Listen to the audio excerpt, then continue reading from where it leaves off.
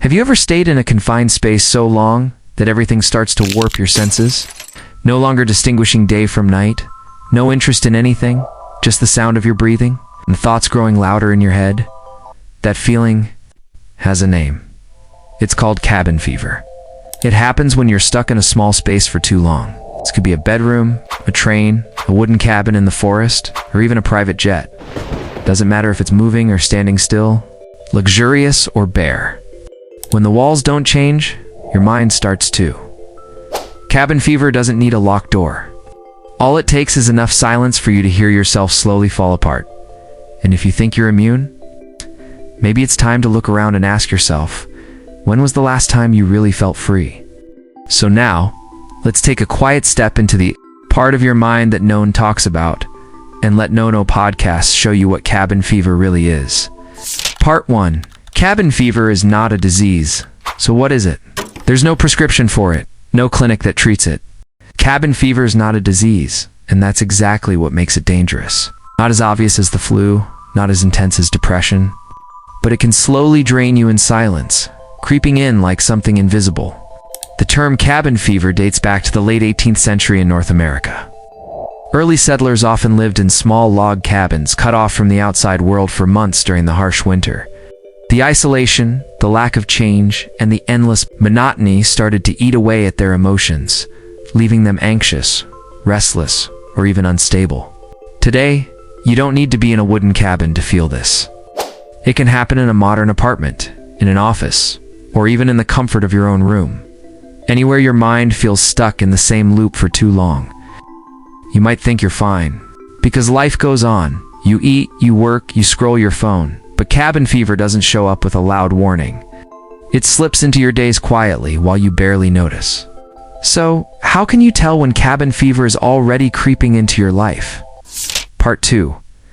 Has cabin fever found you? Cabin fever isn't like a sharp pain. It's more like a thin layer of dust that slowly settles over your mind. You still live your normal life, but every day feels just a little duller. The light in your room starts to look dim.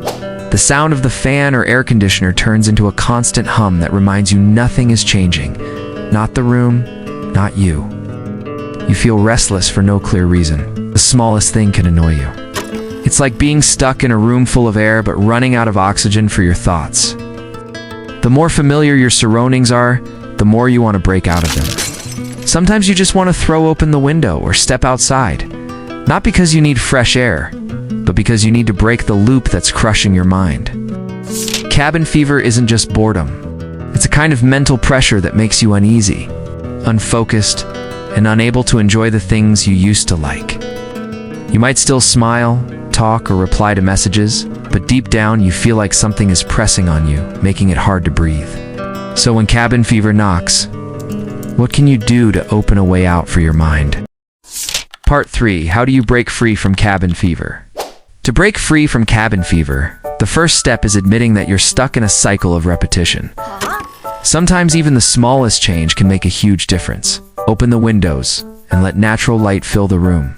Rearrange your workspace, or simply tidy up your corner. Anything that makes the space around you feel fresh again.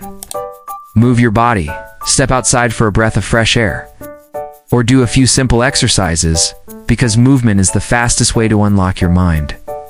Don't forget to seek real connections.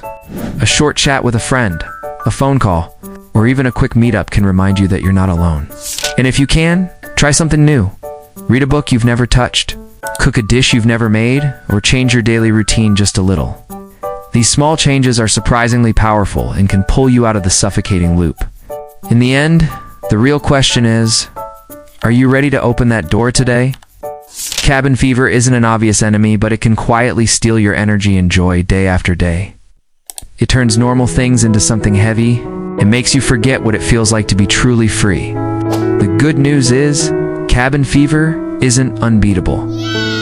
With a small change, a simple action, or an honest conversation, you can bring life back into your mind and start feeling present again. In the end, the real question isn't will cabin fever come to you, but are you ready to open the door and find yourself again today? If you've watched up to this point and you like my video, please hit the like button and subscribe to my channel.